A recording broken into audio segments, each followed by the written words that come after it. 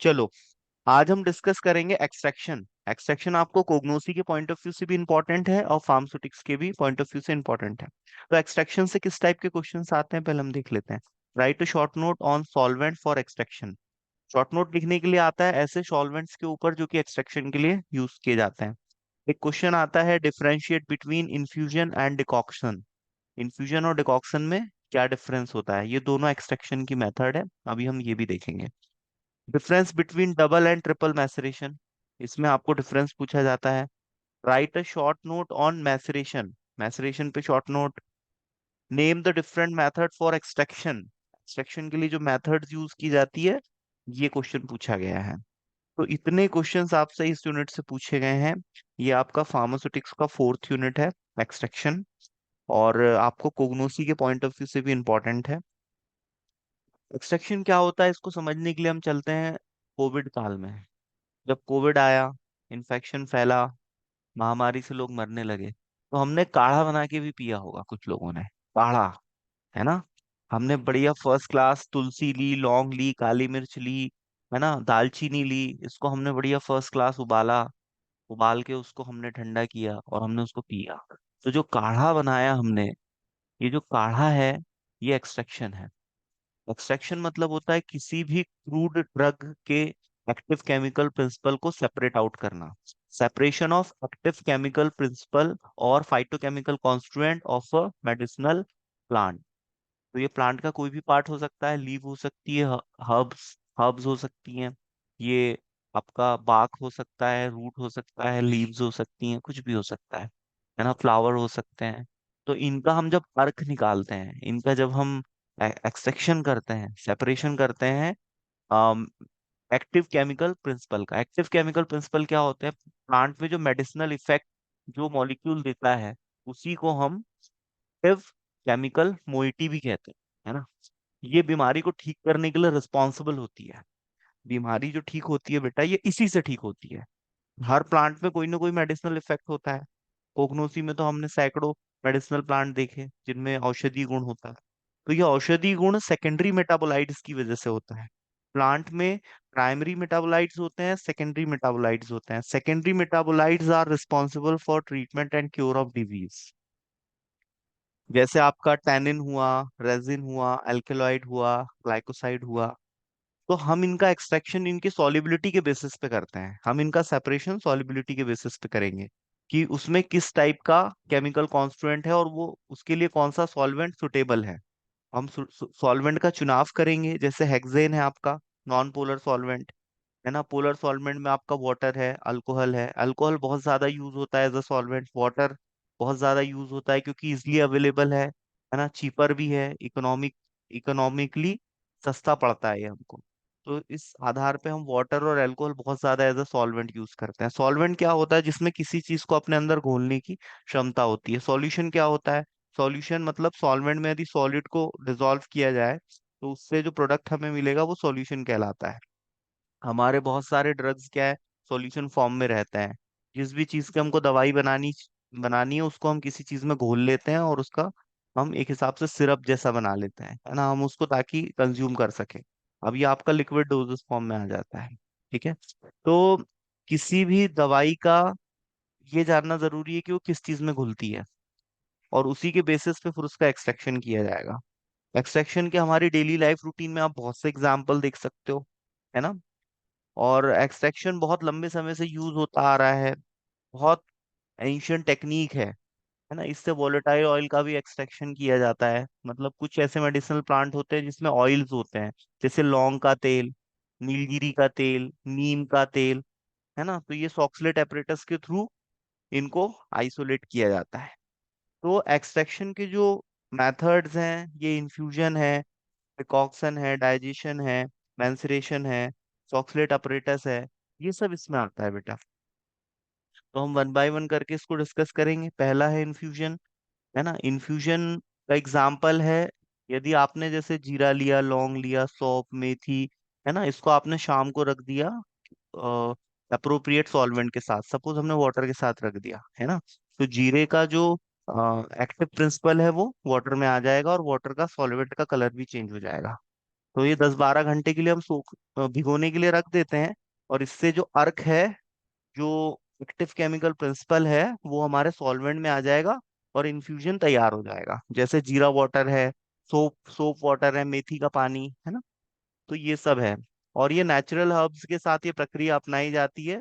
और ये पत्ते आपके सूखे होने चाहिए और ताजे होने चाहिए। और ज्यादातर इन्फ्यूजन के लिए हम वाटर ही एज अ सॉल्वेंट यूज करते हैं। हम हमारे क्रूड ड्रग को, मैं आपको बता चुका हूँ क्रूड ड्रग क्या होता है, ऑर्गेनाइज्ड ड्रग क्या है और अनऑर्गेनाइज्ड ड्रग क्या है, ये सब मैं आपको एक्सप्लेन कर चुका हूँ। तो हमारा जो क्रूड ड्रग है, इसको हम स्मॉल पीसेस में कट डाउन कर लेंगे और फिर इसको हम कंटेनर में रख देंगे। इसमें हम सॉल्वेंट डाल देंगे और 10 से 12 घंटे के लिए हम इसको छोड़ देंगे।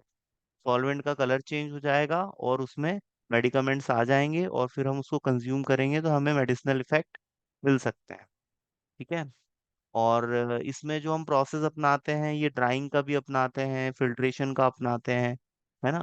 ड्राइंग फिल्ट्रेशन क्या होता है ये भी मैं आपको बता चुका हूँ। जैसे हमने सपोज सोप को रखा पानी में 12 घंटे, उसके बाद हम उसको फिल्टर कर लेंगे। फिल्टर करने के बाद हम क्या करेंगे, नीचे जो हमको फिल्ट्रेट मिलेगा, है ना, एक होगा मर्क। मर्क जो छन्नी में बच जाएगा उसको हम मर्क बोलते हैं। मर्क को हम प्रेस नहीं करते, है ना। और नीचे जो हमें फिल्ट्रेट मिला है वो हमारा फाइनल प्रोडक्ट होता है, दैट्स कॉल्ड इन्फ्यूजन। तो आपको समझ में आया इन्फ्यूजन क्या होता है? किसी को कोई डाउट है अपने से तो पूछ सकता है। इन्फ्यूजन आपका एग्जाम में भी पूछा जा सकता है। कॉमन यदि क्वेश्चन आता है कि एक्सट्रैक्शन पे आपको लिखना है 8 मार्क्स में, तो आपको सारी जो इसकी एक्सट्रैक्शन की प्रोसेस है, इन्फ्यूजन, डाइजेशन, ये सब आपको एक्सप्लेन करनी पड़ेंगी। इसका डिस्क्रिप्शन आपको देना पड़ेगा। इन्फ्यूजन समझ में आया आपको, सानिया? हेलो? आपको समझ में आया एक्सट्रैक्शन की डेफिनेशन क्या होती है, इन्फ्यूजन क्या होता है?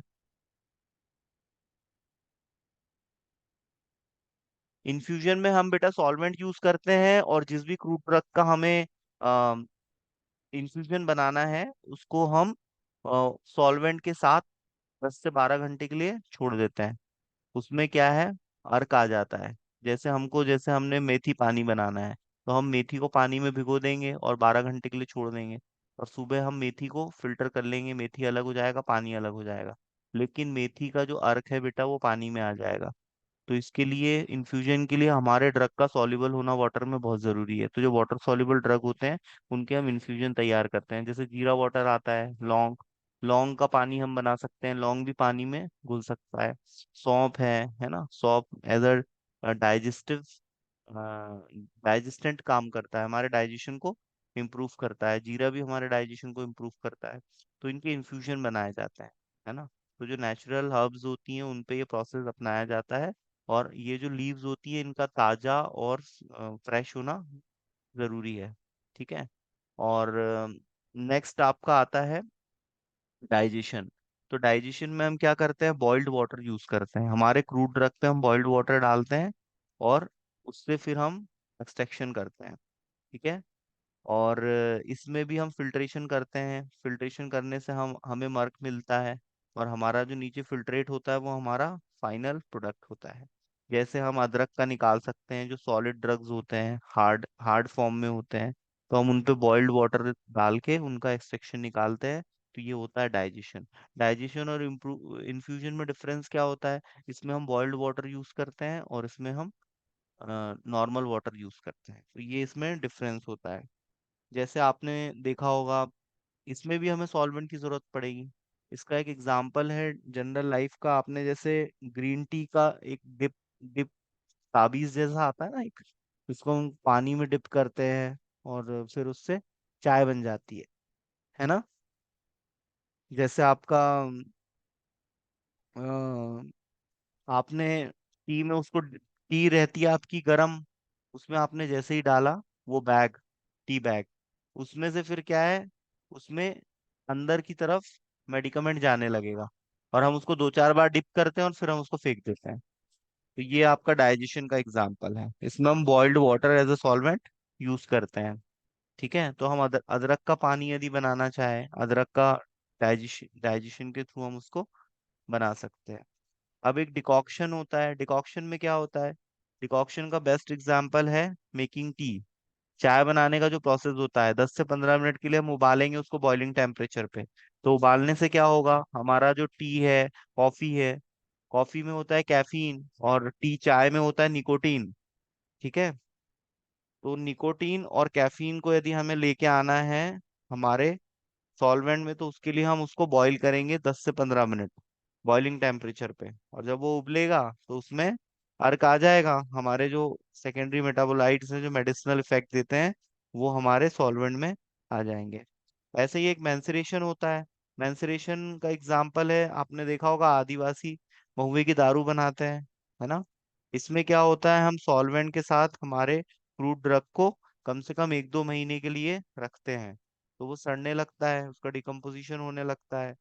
और उसको हम हर दिन स्टेयर भी करते हैं, हम उसको हिलाते हैं, हम उसको शेक करते हैं। ठीक है। तो ये फर्मेंटेशन के थ्रू जो दारू तैयार होती है वो मैसरेशन का एग्जाम्पल है ना। और हम इसको समय समय पे हिलाते रहते हैं जिस भी कंटेनर में हमने हमारे प्रोडक्ट को रखा है। और ये ऑर्गेनाइज्ड और अनऑर्गेनाइज्ड दोनों ड्रग के लिए यूज होता है।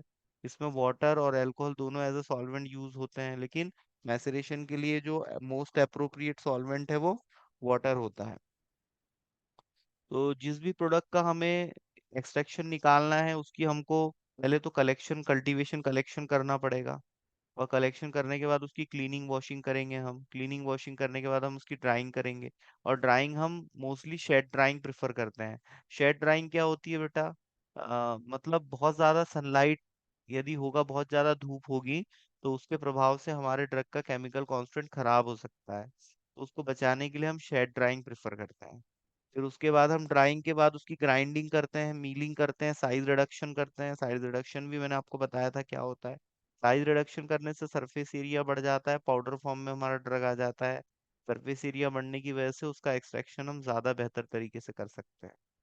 अब जैसे हमको मैसरेशन करना है, हमारे पास 1 किलो महुआ है, तो हम 1 किलो महुए को कम से कम इसमें रेशो 1/4 रखेंगे। मतलब जैसे हमने यदि 1 किलो महुआ लिया है तो हम 3 किलो पानी ले लेंगे, है ना। और 3 किलो पानी में 1 किलो महुआ डाल के उसको 1 महीने के लिए मटके में रख के या किसी भी ऐसे कंटेनर में रख के जिसका ढक्कन हो, हम उसको 1 महीने के लिए छोड़ देंगे। लेकिन हर दिन उसको एक बार हिलाया करेंगे, स्टेयरिंग करेंगे, उसको चलाएंगे हम। तो हमारा जो मेंसुरेशन है इसके थ्रू हमारा प्रोडक्ट तैयार हो जाएगा। तो ये है आपका मैसरेशन, डिकॉक्शन, डाइजेशन और इन्फ्यूजन। आपको समझ में आया क्या होते हैं ये? हम्म। कोई डाउट तो नहीं इसमें, किसी को कोई कंफ्यूजन? हम्म। एक्सट्रैक्शन की डेफिनेशन आपसे कोई पूछेगा तो आप बता दोगे? Extraction may be defined as the process in which the animal or plant tissue are treated with specific solvent। और ये सॉल्वेंट में जो मेडिसिनल एक्टिव केमिकल कांस्टेंट होता है वो डिसॉल्व होके बाहर सेपरेट आउट हो जाता है। ठीक है। और इससे हम ड्रग तैयार करते हैं। तो आयुर्वेद की बहुत सी फॉर्मुलेशन है जिसमें एक्सट्रैक्शन प्रोसेस का यूज किया जाता है। और इसमें एक होता है रेसिड्यू और एक होता है मेंस्ट्रम। मैंने आपको मर्क बताया था ना, जब हम चाय छानते हैं तो चाय पत्ती छन्नी में ठहर जाती है। और उस ठहरी हुई चाय पत्ती को ही हम मर्क बोलते हैं। ठीक है।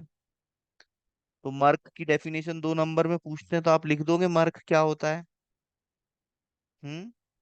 जब हमारा एक्सट्रैक्शन प्रोसेस खत्म हो जाता है तो जो छन्नी में जो प्रोडक्ट बचा होता है उसी को हम मर्क बोलते हैं।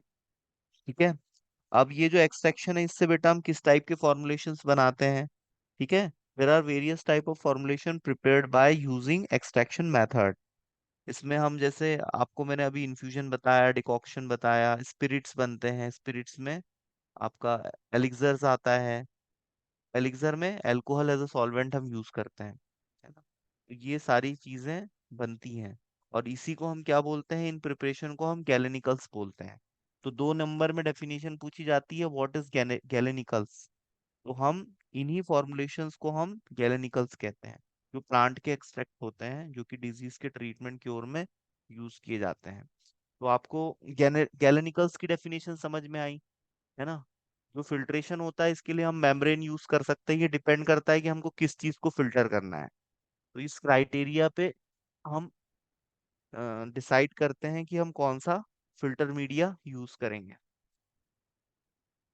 तो ऐसे कौन से फैक्टर है बेटा जो एक्सट्रैक्शन को प्रभावित करेंगे, है ना? इसमें आपका आएगा प्रॉपर्टी ऑफ क्रूड ड्रग। हमारी क्रूड ड्रग की प्रॉपर्टी कैसी है ना?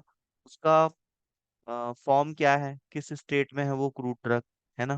प्लांट का कौन सा पार्ट है, वो सॉलिड है ना, या सेमी सॉलिड पार्ट में है। और हम उस हिसाब से सॉल्वेंट का चयन करेंगे। सॉल्वेंट का हमारे क्रूड ड्रग का सॉल्वेंट में सॉल्युबल होना बहुत जरूरी है। इसके लिए हम पोलर और नॉन पोलर दोनों टाइप के सॉल्वेंट यूज कर सकते हैं।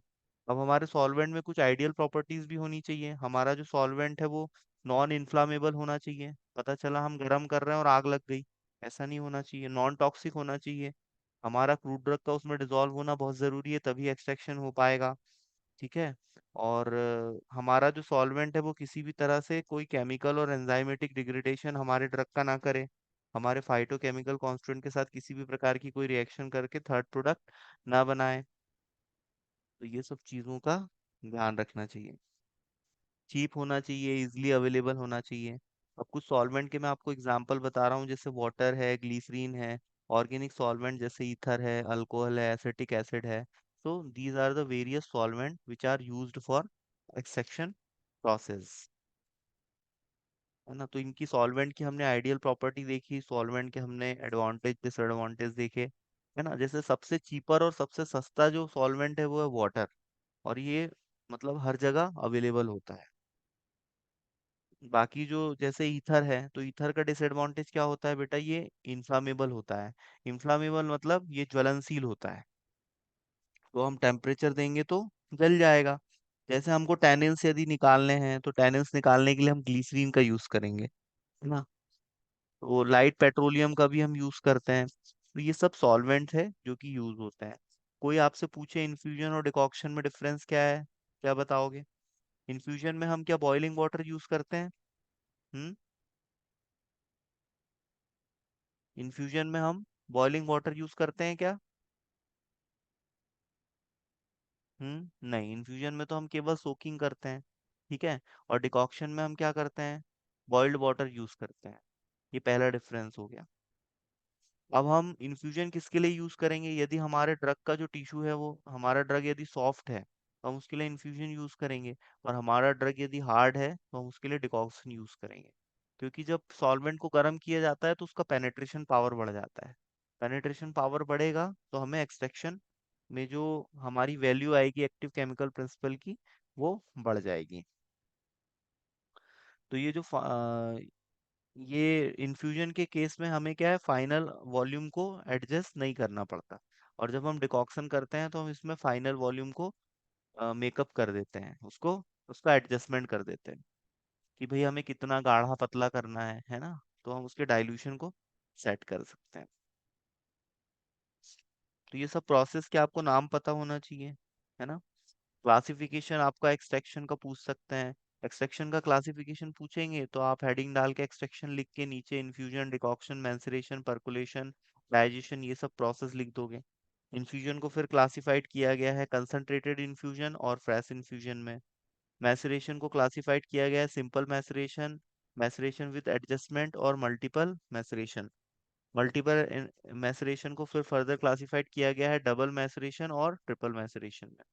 परकुलेशन को क्लासिफाइड किया गया है सिंपल परकुलेशन और आपका कंसंट्रेटेड परकुलेशन, कंटिन्यूअस परकुलेशन। तो ये सब इसके टाइप है, इसमें बहुत हल्का सा ही डिफरेंस आता है। डबल मैसरेशन में जैसे क्या करेंगे डबल और ट्रिपल में, एक बार कर लिया फिर और दोबारा उसको करेंगे तो डबल हो जाएगा, तीसरी बार करेंगे तो ट्रिपल हो जाएगा ना? तो इसके आप कुछ इमेजेस हैं तो वो आप देख लीजिएगा, जो भी आपके पास बुक होगी उसमें आप इसके इमेजेस देख लीजिएगा। और इनके इंस्ट्रूमेंट का आपको चित्र जरूर बनाना है ना? जैसे परकोलेटर का चित्र आपको बनाते आना चाहिए। ये एक मतलब एक कंटेनर होता है इसमें, और नीचे इसका तो फाइनल प्रोडक्ट हमें मिलता है। और इसमें हम ड्रग को लंबे समय तक रखते हैं। तो ये है आपका एक्सट्रैक्शन। सॉक्सलेट एपरेटस का डायग्राम में आपको नेक्स्ट लेक्चर में एक्सप्लेन करूंगा, ठीक है। ये परीक्षा में पूछा जा सकता है। सॉक्सलेट एपरेटस, ये ग्लास का बना होता है, और इसमें हम लौंग का तेल निकालना है तो हम इसका यूज करते हैं। हम इसमें जो राउंड बॉटम फ्लास्क है उसको नीचे से बर्नर की हेल्प से टेम्परेचर देते हैं, और इसके अंदर हमारा सॉल्वेंट और जिस चीज का हमें ऑयल निकालना है वो होती है। अब जब ये वाष्पीकृत होगा तो ऊपर जाएगा और कंडेंसर इसको ठंडा कर देगा, तो हमारा बूंद बूंद करके ऑयल हमें मिलने लगेगा। तो पानी और ऑयल की डेंसिटी में डिफरेंस होता है, तो ऑयल ऊपर की तरफ रहेगा, पानी नीचे की तरफ रहेगा, तो हम उसको सेपरेट आउट कर सकते हैं। तो लौंग का तेल निकालने के लिए, नीलगिरी और नीम का तेल निकालने के लिए हम सॉक्सलेट एपरेटस का यूज करते हैं। तो ये है आपका एक्सट्रैक्शन ना। एक्सट्रैक्शन बहुत ज्यादा यूज होता है आयुर्वेदिक फॉर्मुलेशन बनाने के लिए, दवाइयों के प्रोडक्शन में। आयुर्वेदिक कंपनीज इनको, इन सारे प्रोसेसेस को यूज करती है। तो आप लोग को समझ में आया ओवरऑल एक्सट्रैक्शन होता क्या है, प्लांट के प्राइमरी मेटाबोलाइट्स क्या होते हैं, सेकेंडरी मेटाबोलाइट्स क्या होते हैं। सेकेंडरी मेटाबोलाइट्स के नाम आपको पता होना चाहिए, ग्लाइकोसाइड्स, एल्कोलाइड, टैनिन, रेजिन, है ना, ये सब आते हैं इसमें। तो एक्सट्रैक्शन में किसी को कोई डाउट है? हेलो। अच्छा, पूछूंगा तभी समझ में आएगा। बताओ डिकॉक्शन क्या होता है।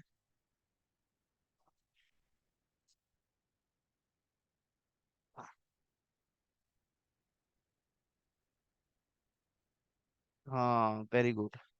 जैसे हमारा अदरक है, अदरक हमारा सॉलिड है ना, तो हम उस पे क्या है, गर्म पानी जब डालेंगे तो अदरक का अर्क उस पानी में आ जाएगा, है ना। और फिर हम अदरक को छान के अलग कर लेंगे, तो हमारा डाइजेशन हो जाएगा, ठीक है। तो उसका एग्जाम्पल तो आपको पता ही है क्या होता है। और डिकॉक्शन क्या होता है, डिकॉक्शन में हम 10 से 15 मिनट के लिए उबाल देंगे, है ना।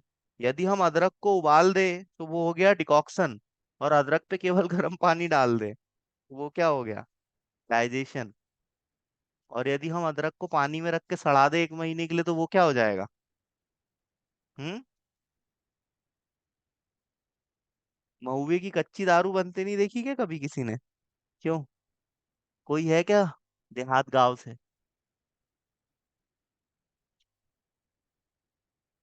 कोई गांव गांव से हो तो उसको पता होगा कच्ची कैसे उतारते हैं।